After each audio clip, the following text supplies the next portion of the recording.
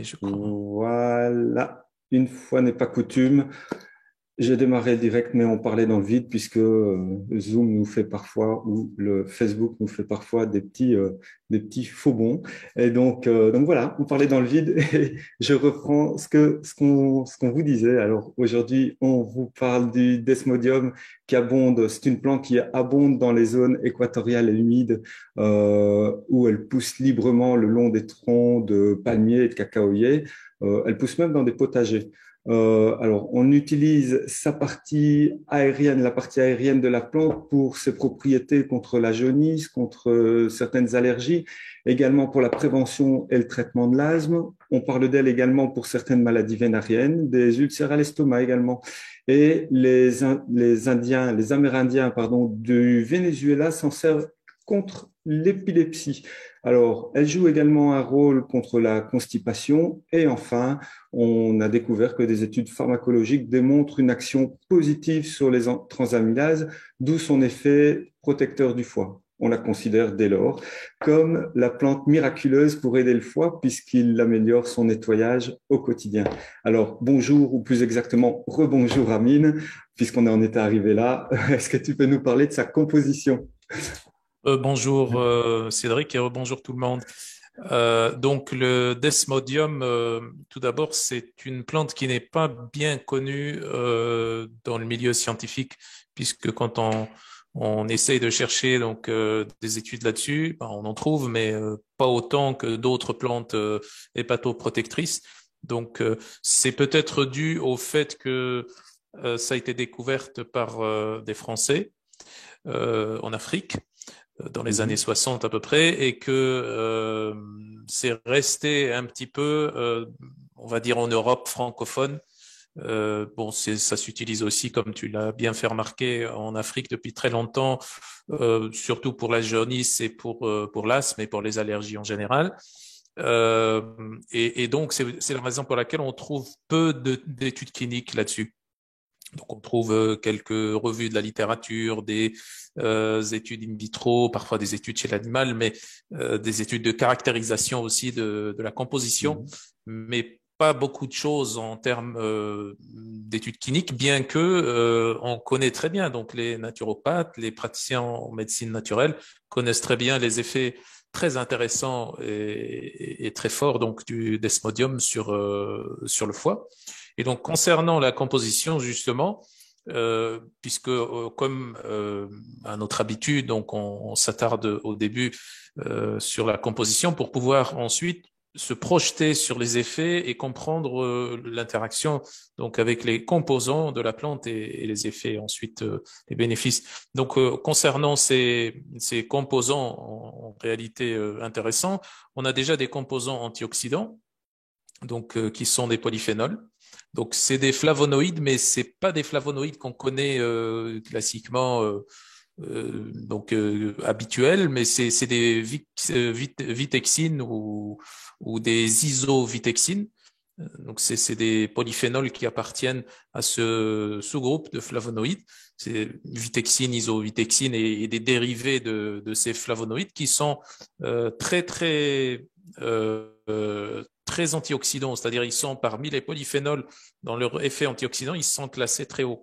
On a aussi des tanins également comme polyphénols qui sont contenus aussi dans le desmodium. Et puis, on trouve également des sucres, des sucres comme le dépinitol, par exemple. Euh, on trouve aussi des alcaloïdes, ce qui est tout à fait normal puisque c'est une plante, et certains terpènes aussi, des terpénoïdes également, qu'on trouve dans la plupart des plantes aussi. Alors, il y a quelque chose d'étonnant également dans la composition du desmodium, c'est que ça contient de la tryptamine. Et la tryptamine, c'est quoi en réalité? C'est tout simplement un dérivé ou un précurseur de la sérotonine. Ça n'a vraiment rien à voir avec des effets sur le cerveau ou sur les neurotransmetteurs tels qu'on connaît le desmodium. Mais chose très étonnante, donc, c'est cette quantité de tryptamine qu'on retrouve, qui est considérable, qu'on retrouve dans le desmodium. Et ça explique pourquoi probablement ce que tu avais expliqué avant, donc l'effet sur le tube digestif, sur le fait de décontracter les muscles lisses. Donc, ça pourrait être dû aussi à donc un effet sérotonine-like par le biais de cette tryptamine. Parce que je rappelle que la sérotonine, en réalité, son vrai nom, c'est la 5-hydroxytryptamine. La 5-hydroxytryptamine. Donc, la tryptamine, c'est tout simplement de la sérotonine non hydroxylée. On trouve aussi d'autres composants également, comme je disais, donc des alcaloïdes, des terpènes aussi, des dérivés de la tyrosine, etc. Donc un ensemble de molécules, des minéraux, etc. Donc ça, c'est des minéraux, des oligoéléments. C'est ce qu'on trouve dans la plupart des plantes aussi. Donc ça, c'est par rapport à la composition du desmodium et ça va déjà nous faire comprendre déjà les effets de cette plante déjà. Et justement, en parlant d'effets, quelles sont les utilisations et les bénéfices de cette plante? Donc, comme tu le disais, et comme tout le monde le sait, donc le desmodium a une activité hépatoprotectrice. Alors, il faut encore une fois que j'insiste sur le fait que on n'a pas d'études cliniques sur ça. Il y a des études in vitro et des études chez l'animal aussi, faites sur des modèles murins, des souris, qui montrent que le desmodium peut avoir un effet protecteur dans les cas d'hépatite, hépatite toxique, hépatite aiguë. Donc ça, c'est, on va dire, classique par rapport au desmodium. Un éventuel effet aussi protecteur, donc de ce point de vue-là, donc l'effet hépatoprotecteur. Donc l'une des applications, c'est la protection du foie contre donc certains traitements médicamenteux qui peuvent être très très forts et très endommageants pour le foie, comme par exemple, et je dis ça entre plusieurs parenthèses, les médicaments, certains médicaments de chimiothérapie.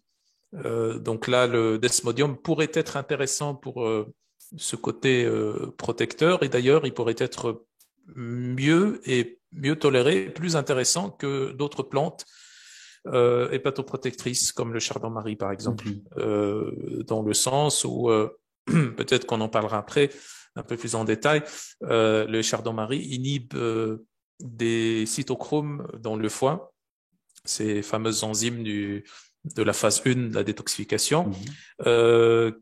C'est-à-dire il inhibe une activité très large des cytochromes dans le foie, alors que le desmodium inhibe aussi des cytochromes, mais à moindre mesure. Donc, il y a moins de risques d'interaction avec des médicaments de chimiothérapie, mais il y a toujours des problématiques avec ça. Donc, les interactions médicamenteuses, c'est toujours très complexe. Donc, comme on l'avait déjà expliqué par rapport à la composition, donc on a dedans des polyphénols de type flavonoïde et tanin, donc effet antioxydant extrêmement puissant. Et d'ailleurs, cet effet antioxydant, c'est un des effets protecteurs du foie, justement, parce que quand on parle de cette phase 1 de la détoxification, de ces cytochromes, les cytochromes, il faut savoir que c'est des monooxygénases, c'est-à-dire qu'ils vont produire des quantités énormes de radicaux libres. C'est comme ça, donc la phase 1 de la détoxification, elle sert en réalité à activer des xénobiotiques pour ensuite les désactiver et les éliminer en phase 2. Donc, l'un des effets protecteurs du desmodium, c'est justement cette activité antioxydante. Donc, ça, c'est un effet antioxydant qui est propre au foie, mais aussi à tous les autres tissus. Donc, on avait parlé aussi du fait que le desmodium est utilisé en médecine africaine traditionnelle pour traiter l'asthme. Et ça va dans le sens de ce que je disais avant sur donc la composition aussi.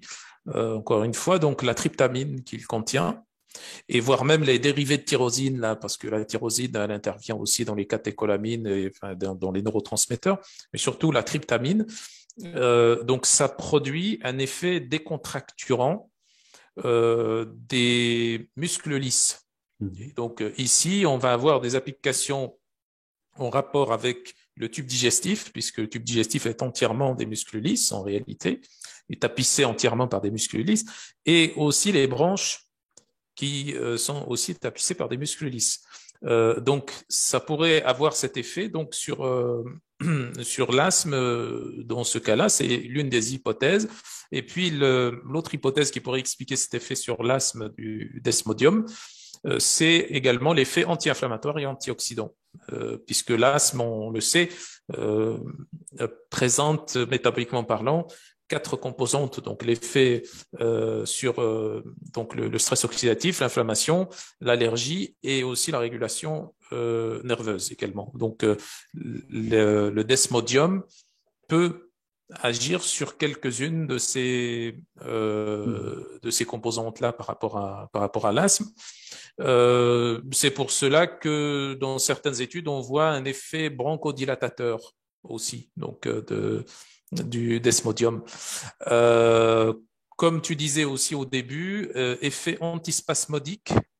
Et cet effet antispasmodique se voit très bien au niveau du tube digestif, surtout également. Donc tout ça, donc toute cette, on va dire, constellation d'effets très intéressants et qui a, on va dire, un tropisme très important pour le foie, va permettre en réalité une hépatoprotection au sens général et ça va se voir dans les marqueurs, c'est-à-dire dans les transaminases, comme tu l'as dit, donc ASAT, ALAT, peut-être aussi les autres enzymes du foie, gamma GT, etc. Mais ça, c'est pas encore bien démontré. Mais en tout cas, l'effet principal à retenir ici, c'est l'effet protecteur du foie par différents moyens.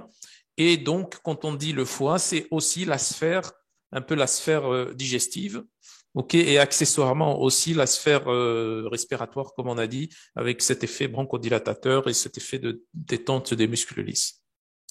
Alors, moi, j'ai directement une question. Évidemment, quand on parle d'effet bronchodilatateur, je fais le lien directement avec le sport.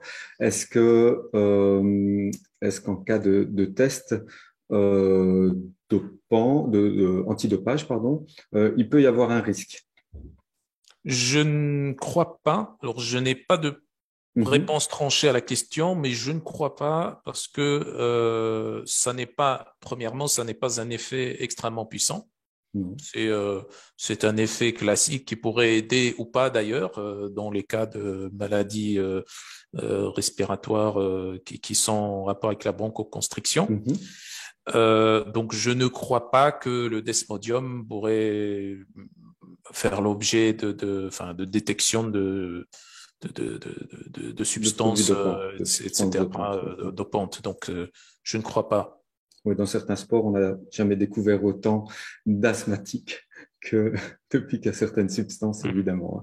Est-ce que tu peux nous parler, justement, puisqu'on y est presque, hein, des précautions d'usage, des contre-indications éventuellement ou des effets secondaires?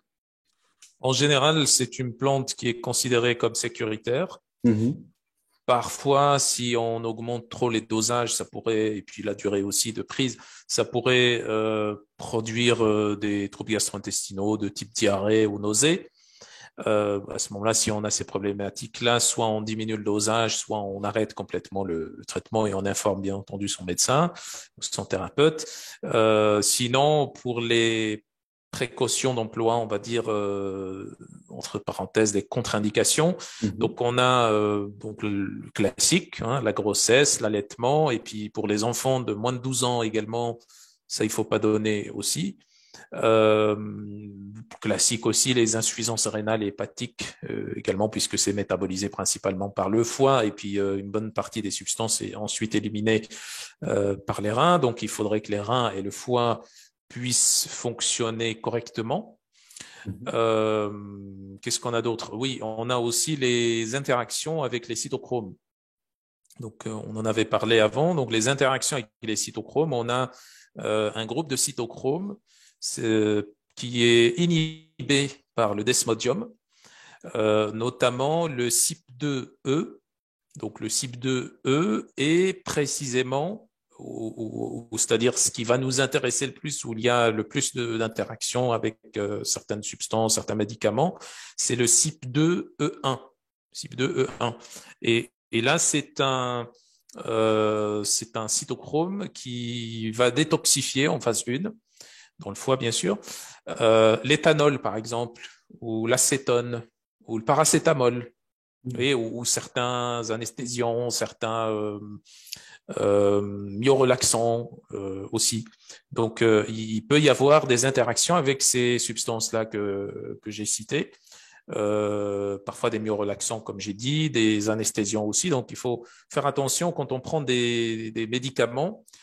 Donc, il faut faire attention à ne pas avoir d'interaction avec le desmodium. Il faudrait toujours informer son médecin de la prise du desmodium.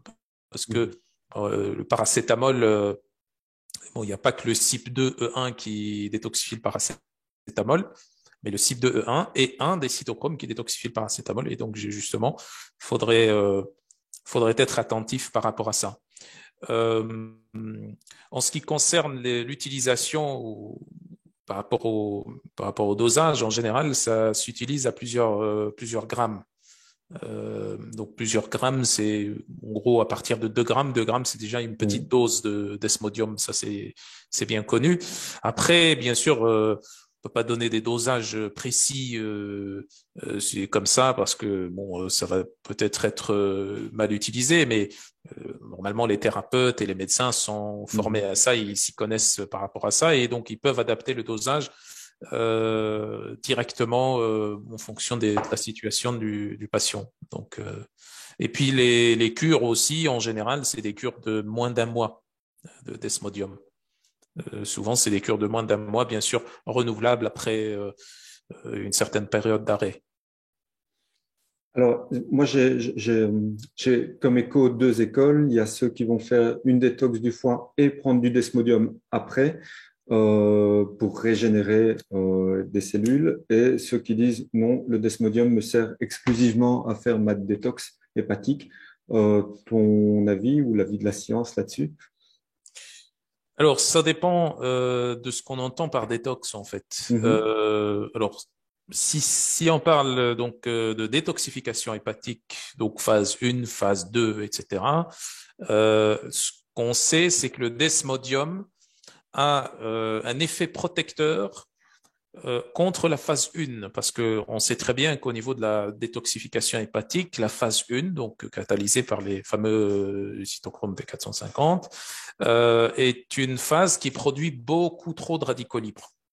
Et donc, si on est surchargé en xénobiotiques, en polluants, en médicaments, en composants de toutes sortes toxiques, si on suit un traitement médicamenteux, qu'on a suivi un traitement médicamenteux lourd, ça serait bien d'avoir un protecteur dans ce cas.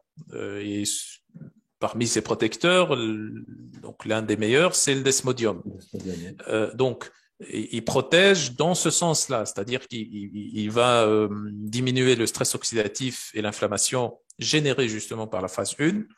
Ça, c'est l'une des choses. Autre chose aussi, ça peut aussi aider à une bonne élimination hépatobiliaire. Donc, sur cette voie-là. Ça peut, mais ça, c'est pas bien confirmé et c'est pas documenté du tout. Mais puisque certaines autres plantes qui ont des fonctions similaires au desmodium présentent donc cette propriété-là, probablement que le desmodium aussi. Et donc, cette propriété, c'est le fait d'augmenter les taux de glutathion dans le foie. L'augmentation du taux de glutathion dans le foie, si on parle par exemple du chardon-marie, chardon-marie, parmi on va dire, les mécanismes protecteurs ou hépatoprotecteurs du chardon-marie, c'est justement l'augmentation du taux de glutathion parce qu'il inhibe la conversion de la cystéine en taurine dans le foie. Donc, on obtient plus de cystéine, et si on a plus de cystéine, puisque la cystéine est un précurseur du glutathion, c'est un composant du glutathion, donc on obtient plus de glutathion, et donc on protège encore plus le foie, et peut-être qu'on stimulera aussi un peu plus la phase 2 de la détoxification. Voilà. Donc ça, c'est à peu près. Mais ça, c'est pas encore confirmé. Il y a rien dessus. Il n'y a pas grand-chose qui montre que le desmodium donne cette augmentation du glutathion.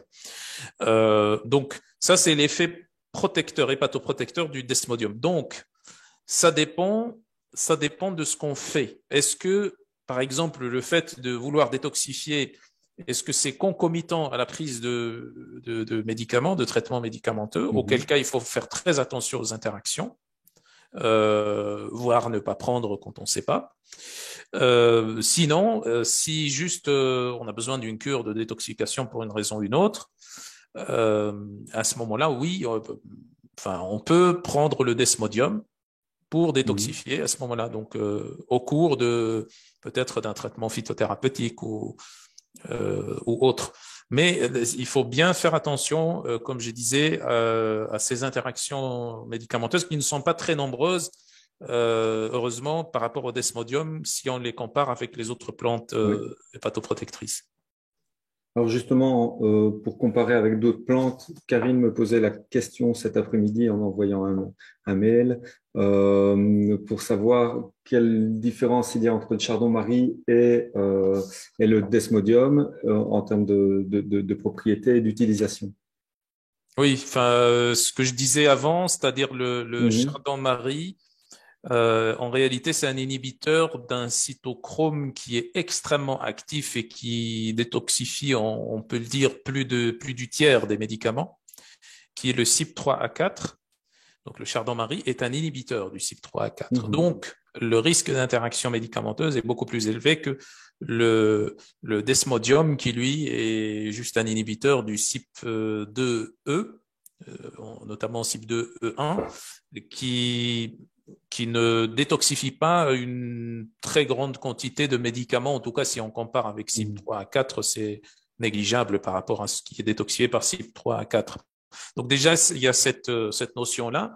Donc le desmodium, pour moi, est plus sécuritaire que le chardon-marie dans l'optique d'une utilisation chez des patients qui ont des maladies chroniques ou qui ont déjà suivi ou qui vont suivre ou qui sont en train de suivre des traitements médicamenteux.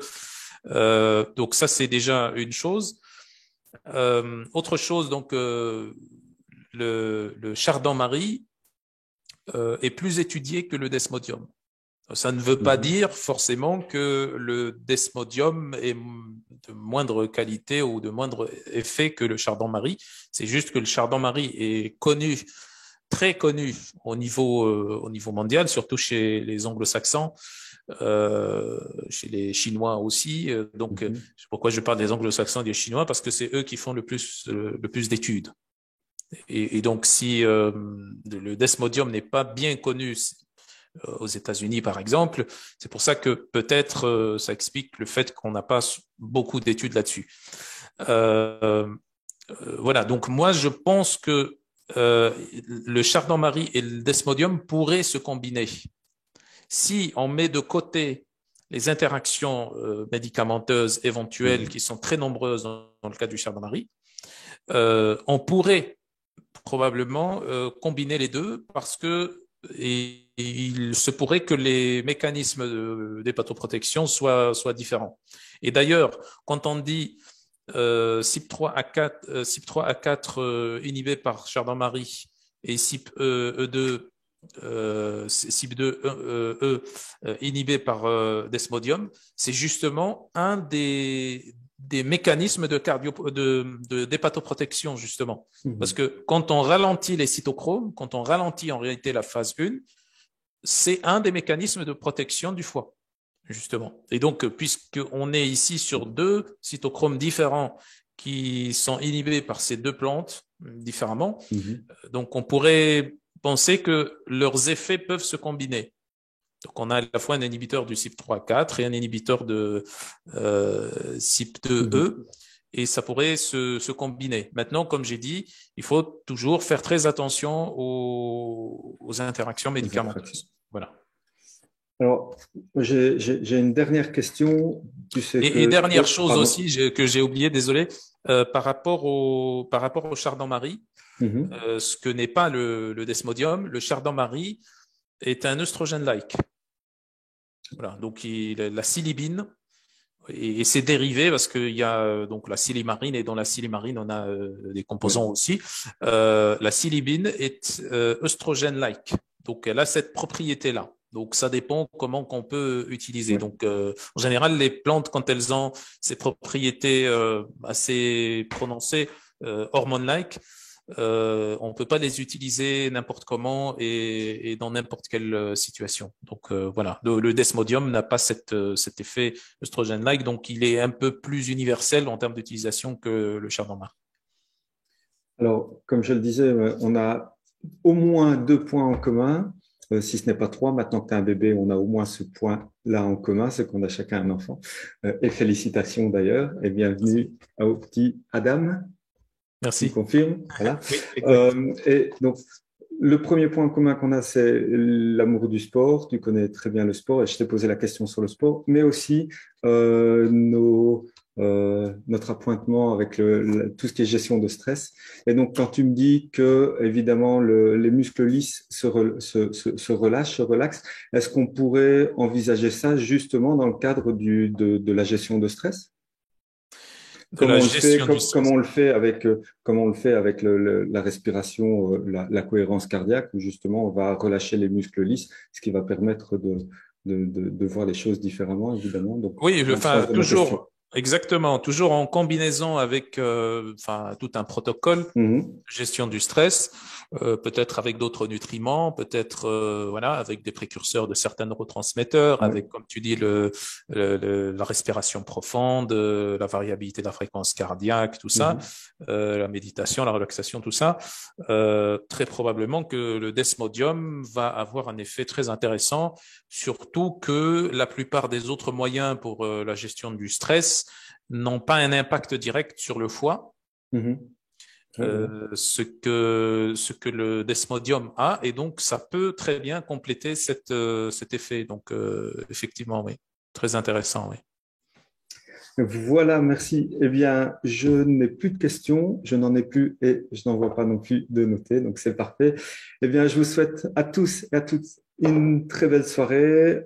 Profitez de la vie, profitez de ce que vous aimez et à très bientôt. Salut Amine, à bientôt. Merci, salut Cédric, à bientôt. Salut.